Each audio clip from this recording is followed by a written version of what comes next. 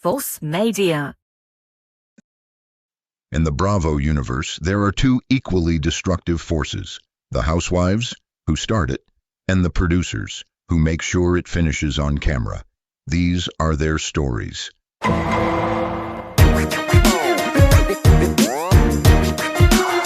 Welcome to this bonus episode with Gibson Johns. Now, Gibson, you are somebody, you're interviewing everybody. Everyone's talking to you, everyone's spilling their tea, but we don't know a whole lot about you. You know, you share beautiful pictures, you share beautiful videos, we get the vibes, according to Amanda, but we don't know Gibson. And so I wanted to kind of dive a little bit deeper into who you are. And, you know, I thought to myself, if Gibson was on, you know, Real Housewives of Gibson, who are the kind of people that we're going to see show up with you? Like, who are your friends? Who are your people? Like, what are they like?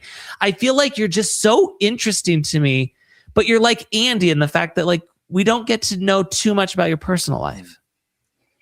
You have a Waspy family, right? Your family's I do. I'm from Washington, D.C. Okay.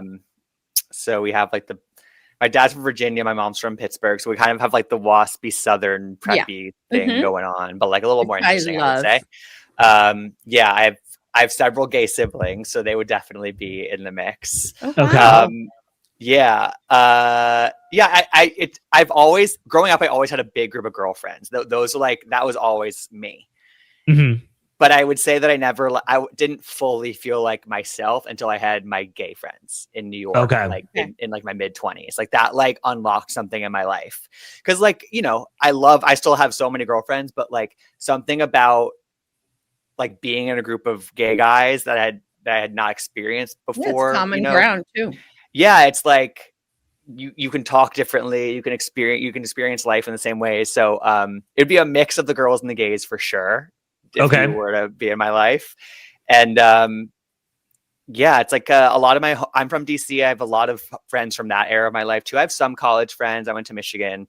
But I feel like I've realized that college was like, we were all bonding over drinking and partying. And like, that was like, it wasn't as deep in terms of forming those connections. And so it just seems like you live a beautiful life. You know what I mean? You go to these weddings and, you know, in Italy or here and that, you know. I always feel like when I watch his stuff, I'm like, money is around, baby. And it feels so, I mean, like, God, everything you go to is so pretty, you know? Well, I moved right to New York. I moved right to New York when I was 23. I was at home for 1 month after college. Like I just wanted to live here. And my siblings all went home for a couple of years. They saved a bunch of money. I like never had that opportunity to save money in that way. And I just like approached life, and I still do. And like, if I'm going to go out to dinner, I'm going to go to a good fucking place and I'm going to order well. And, you know, like, so I like let myself do that and experience life in that way. And like, I'm going to get the concert ticket. I'm going to buy the flight. And like, I just like, so you manifested this. I didn't manifest this. I just sort of like trusted that like I was making the right decisions. Right. And that it was going to lead me. Like, this was not on my like roadmap of life to like be a podcaster talking about Bravo necessarily. But like, I felt there was like a couple big moments in my life where I made like kind of like fork in the road decisions, and I just like have the faith still that like it's gonna work out. You took the road less traveled? I mean, if maybe it's more like I just didn't know where it was going, and but I know that I've also done the work to like earn this and get this. Like I put in a lot of time that people don't know about. So I don't know. And you have faith in your abilities, and that's very, very powerful. And I've also like, I was working like crazy hours for my first couple jobs, like just things that people don't ever. I feel like the next generation just like wants it without having to do that necessarily. Instant and like gratification. Yeah. And like, where all were you working? I worked at Yahoo. I worked at AOL, which turned into Verizon, which turned into Yahoo, because Verizon bought both AOL and Yahoo. So it's sort of like all these different internet brands like under the same roof, essentially. So like for a while I was like doing like big time celebrity interviews because there was like big outlets still with like a lot of clicks. So I was interviewing like big celebrities, and then I just realized that like Bravo celebrities are like way more like if you what I say is like if you have like 15 minutes with like Hillary Duff, like it's going to be a really fun, cool experience, like be talking to Hillary Duff, but she's not going to tell you anything. You know what I mean? So true. Whereas like 15 minutes, what I realized is like 15 minutes does. Yeah. 15 minutes with a Real Housewife of Dallas, which started back when I started doing this, like that, I was like, whoa, not only am I getting like way more information, like when I put it out there, the Bravo fans were like eating it up. So I just like leaned in fully in that direction. Smart. And like, so yeah, I was doing like a lot of that kind of stuff. And I got late, and then I started, so I had an interview show with Yahoo eventually. And then they started fucking around with the show that I had created, and they told me I could no longer book X, Y, and Z type people. I had to talk to influencers, and I was like, that's not my vibe. That's not like what people know me for. So I fought really hard to be able to start something on the side. And then a month after I started Gabbing with Gib in late 2023, I got laid off with the rest of my team. And so then I was just sort of like, all right, fuck it. Like, I just have to, if life is telling me that like, this is the moment to try to build something and follow through with it. Yeah. And that was 2 years ago. So wow. Over 2 years ago. I'm going to send this to my daughter, Beva, because she is a producer, but she's with React Media. And she, you know, Disney sent her to interview the Jonas Brothers on the red carpet. She was with Chris Pratt this week. And so now they're using it on air talent, and she's very good. Then they gave her her own show, and then they took it away, even though it was really good. And I just feel like she's at that crossroads, and I think this would be interesting for her to listen to. Yeah, I just think that there's so many people, even like friends of mine, who are in this general space of like, people get really associated with like a media brand, and like the media brands are so volatile right now, and like you have no idea what they're going to want to do in 6 months, let alone like 3 years. And so I felt like the time was like so good for me. I was like, I had the show that I created and done for 2 or 3 years for them that like I kind of had to just like abandon. But I was like, then I can restart and actually own everything that I create from here on out. And had you not been forced out, you probably would have never taken the leap. I would have done the podcast because I started it. I got laid off, but I don't think it would have grown as quickly because I wouldn't have had the time to like cultivate it and grow it. Yeah. Like I had 4.5 months severance because I was there for 8.5 years. So I got paid, like I got a lump sum at the beginning of 2024 because I got laid off, and it was going to last me essentially through the spring. So I was just like, why not just like use these 4 months? And I was making like a little bit more money here and there, like on writing and stuff. But I was just sort of like, there's no other time in my life where I can do this. There will be no other time. This is so fascinating. You should have a course, like a tier 1 and a tier 2. And like this is our new Amanda. No, but you have something to share that is useful because you've done it, and you took a chance on yourself, and you did all that stuff. This is actually a great idea, Ace. This is a really nice thing. Nice. Thank you. Perspective on some sort of we would have never known. Well, because I was like, what the fuck, are you going to annoy him? And it's like, no, I want to know about him. Yeah, I don't really get asked about this stuff very often. So it's fun to talk about. Well, I feel like because you're always in the position of interviewer, you never get to be interviewee. And I feel like we see you so much, but of course. I mean, it's Gibson, I love him.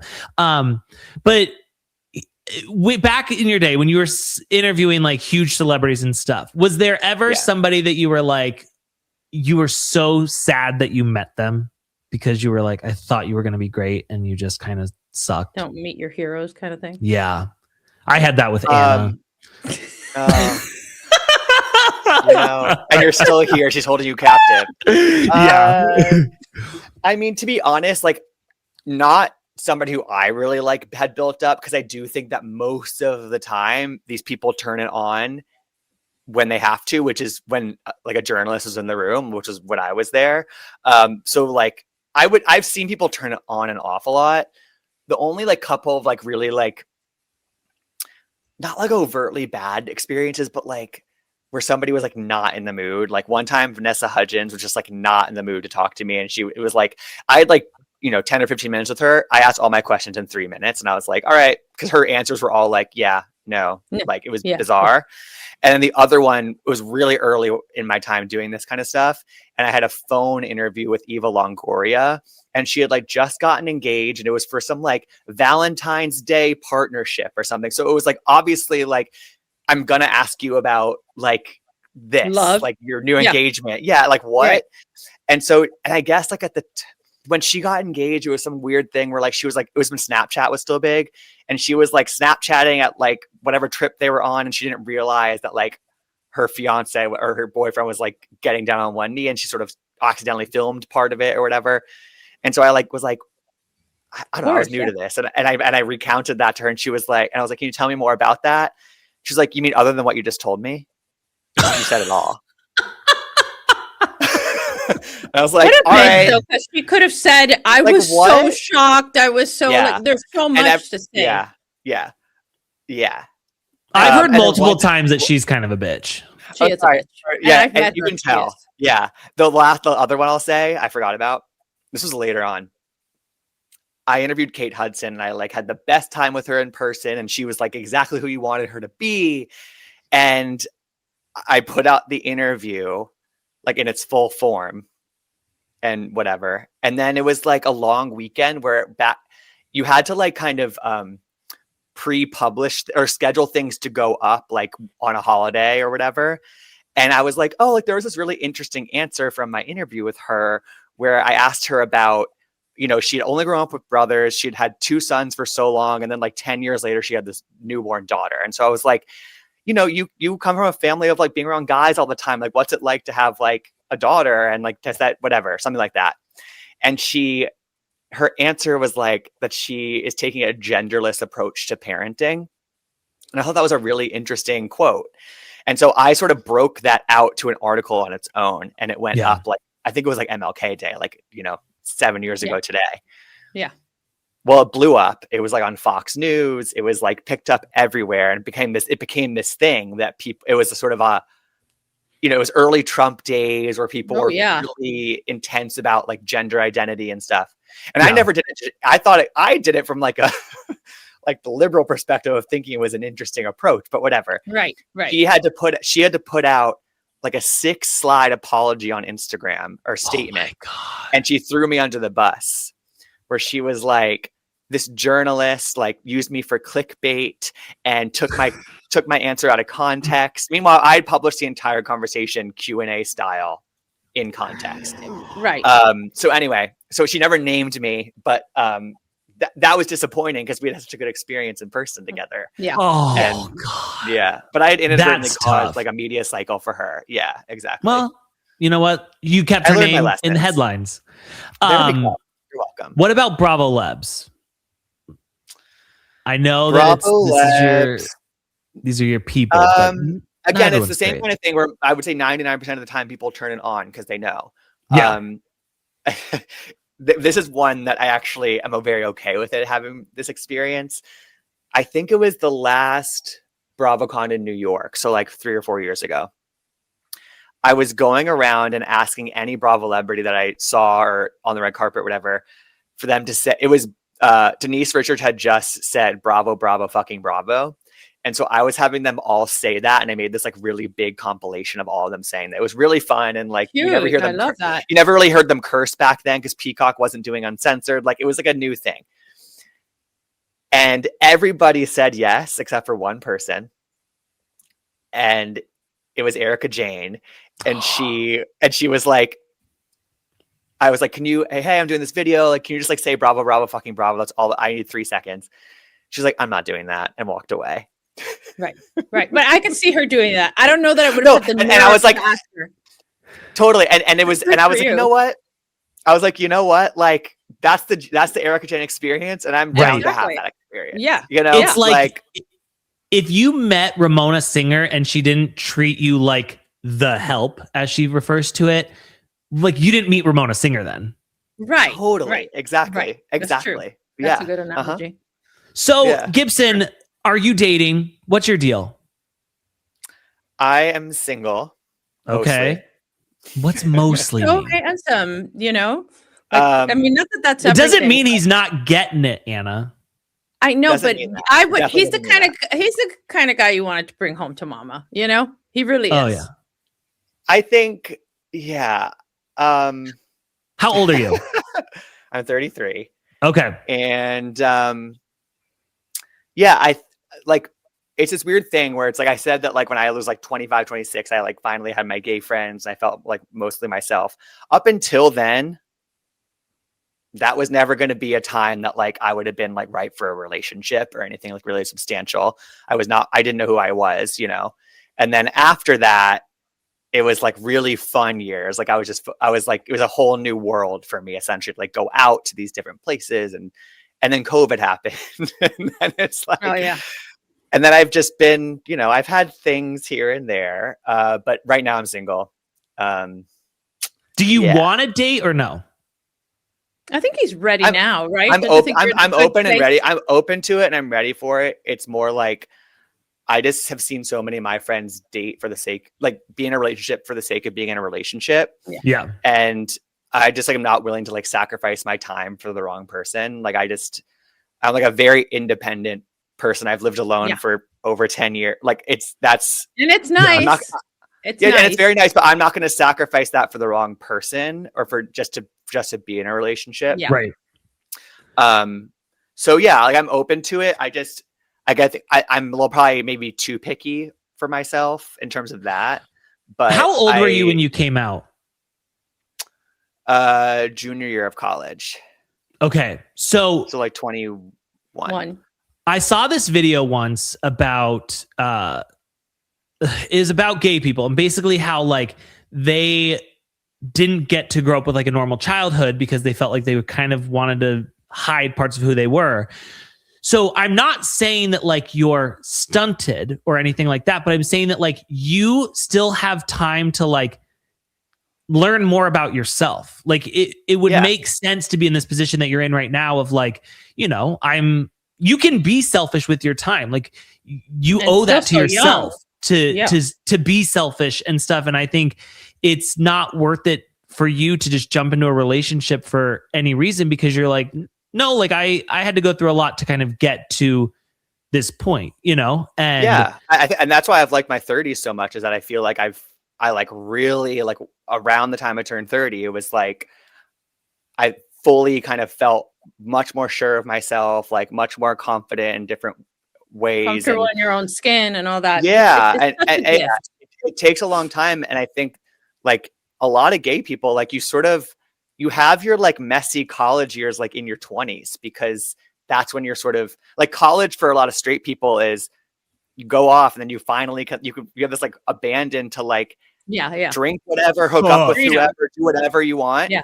And like, I could technically do that in college, but I didn't do all of that because that wasn't what I wanted. And I didn't. Well, it has to happen like in the shadows. Right. So then when I sort of made gay friends in New York, then it was like, oh my God, like I could go out and do this, that, and whatever. That I had that like 5 years later than everybody. Yeah. For like sure. Heterosexual people. Yeah. So it was like, it's definitely like a little bit stunting for sure. Like that's definitely like part of the my gay experience. Like I don't know if that's everybody's, but yeah, my 30s have been like really good in that regard. And I just like, you know, I also think you're so career focused right now too. Very much so. I mean, I always have been. And that's also like an element of like being gay where you sort of like want to overachieve and sort of focus on other parts of your life to like draw less attention to your romantic life. But yeah, I will always be career focused. And I also, that is something that I'm attracted to in other people. Like when we look at you, I always assume that you've been doing this for 10 years. You're so good at it. And also you have so much the respect of your peers and the respect of networks like Bravo. Like I feel in recent times, it has really clicked for you. Bravo loves you. Bravo loves him, but brands love him and they work with him. And if Sarah Jessica Parker has something, she invites him. You're in a great moment, you know, Thank you. In a moment where all your hard work has been recognized. That's really nice of you to say. Really great. It does. I think especially I was able to build a lot of those relationships because I was somebody who I think people, once they got to know me, like wanted to talk to me. And I'm not like I never even really consider myself to be like a capital J journalist who like wanted to get the scoop. Like I just kind of like liked talking to people essentially. And I like liked the shows, like, and so it sort of combined. And I think that the thing that I hear the most like criticism about is I'm a suck up, or I'm like too in with Bravo. Like that's what like, if I get criticized for something, that's what it is. And I'm sort of like, you know, I'd rather get called that than somebody who's like an internet troll type person. And also like I've been that way because that's who I am. But it's also I'm playing a long game where you want me to like sacrifice my entire relationship with like the network that controls everything, just so I can just to say like some bad thing about somebody. Like, that's not my game at all. But I don't see it as a suck up. I think you're just genuinely nice. Well, no, and that's how you did your thing anyway. It just happens that they like it when somebody does it the way you do it. So you kind of merge together because you fit. You know what I mean? You're not you're not breaking news that could ruin like some moment for the show. You have that level of integrity and you kind of know the game, and so it worked. But I don't think you did it seeking out for them to get their approval. It just so happens that they noticed. You know, they noticed that that's you a good way do to things put it. The way they prefer. That's how I see it. That's a good way to put it. Because I didn't know the game. I just fell into all this. No, I don't mean the game. It wasn't a preordained thing. It was just your way of doing things anyway. You would have done it that way anyway, is what I'm saying. I think so. That's how it looks. Yeah. And I hope like at the beginning of the episode when I said like, you say nice things, I don't think of you as a suck up. I think you're just a genuinely nice person. Like when I met you in Vegas, I was like, no, he's just genuinely nice. Like I feel like you actually care about people. You're not an asshole like me and Anna who are jaded by everything. No. You guys are not assholes either, by the way. You've been extremely friendly and welcoming to me as well. And I actually think that we all sort of mesh well as these are fun episodes to do it together. Is so much fun. Yes. Yeah. I love it, and Ace loves it, and we love having you on. And I don't know, we just still, awesome. Even though we were on the same network, but I still feel like we're still like a little family. Like you're one of the too. I mean, that's a silver lining, I think, to that. Having been on, like being connected to you guys, and we can continue to guest on each other's shows, and that's also part of it. It's like, come on, like we all scratch each other's backs and do each other favors, and we're doing all these appearances for free on each other's podcasts, and it ultimately benefits both sides. Everybody, but I'm just like, what is the point of like being competitive or jealous of other people that are in the same space when like part of the way you build these shows is with each other, right? Is it by leaning on each other? And there are some people in this space who aren't that way, who aren't very. Oh, I mean, it's mostly what we've just been talking about. But it's just sort of like, what's the point? What's the point if you're not going to be that way in general? So last question I have for you. Yes. What, like your career focus? So like, what is the ultimate goal? Like, what is the dream? Where is it that you want to be? Do you want to be Andy? No, that'd be fun. That'd be great. That's not like the ultimate goal. Part of it, I don't fully have a vision for it and I never really have. Yeah.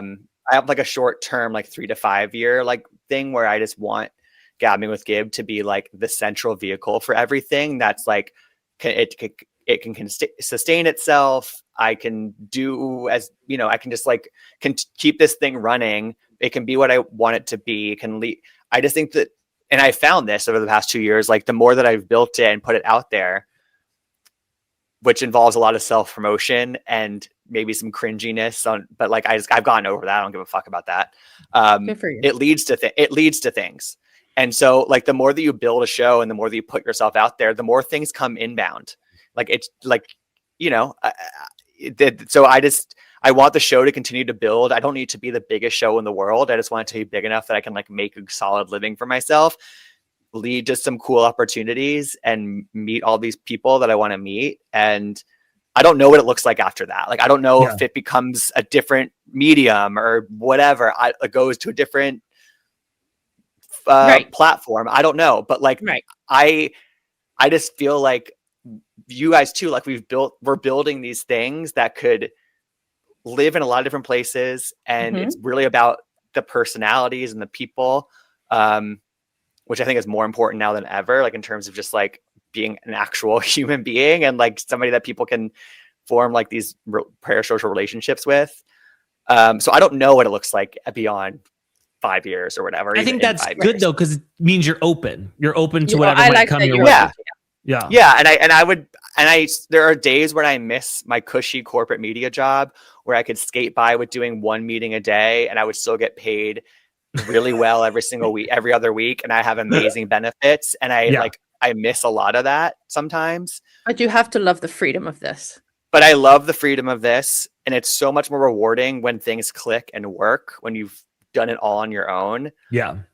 And again, it's hard. Like I miss PTO. Like if I don't work, I don't get paid, you know, but, like it's ultimately been much more rewarding. And I think I knew I had to push myself and I have pushed myself and it's mostly worked. And so I'm just going to continue to do that. Good for you. I am signing up for the online course right now. Me too. It's very I'm going to join the Vibes It's membership. inspiring. And you know what? I've never had a job in my life. I've always worked for myself. And when I hear people's stories, I'm like, that sounds miserable. Like, yes, it does suck that I don't get PTO. It does suck that like, if I am sick, then whatever. It's that stuff all sucks. But like, there's so much more reward to it. And the fact that you don't have to like, what sucks is when you work for a big company, they get all the credit.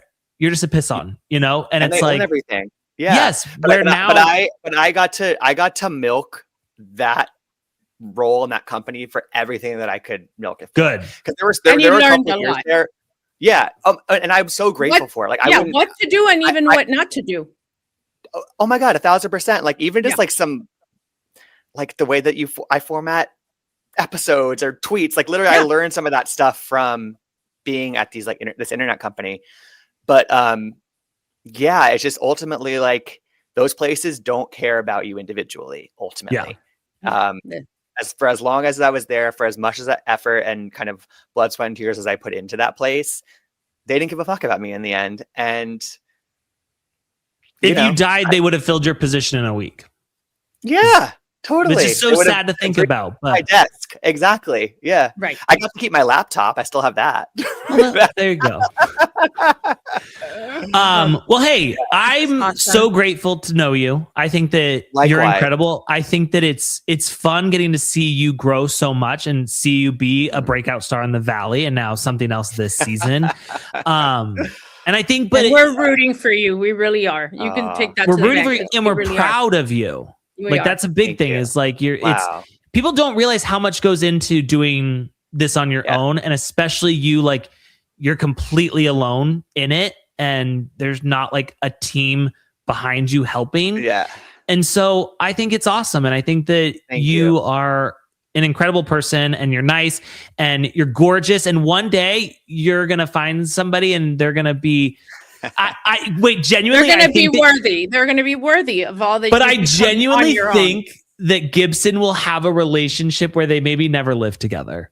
They're like, no, we're together, but we're never fully going to live together. It's really funny you say that. I think it's a really healthy thing. And I know a lot of people that do it. They have their own places and then they hang out together, and every once in a while you need to go back to your own place. And it is very healthy to do that.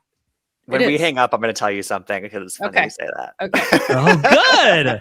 Well, thank you so much, Gibson. We love you. Guys, check out Gabbing with Gib. Thank you so much. You're the best. And make sure you only say nice things about all of us, please. Nothing negative. We can't take that. Thank you. We're working really hard, okay? All right. Thank you guys so much.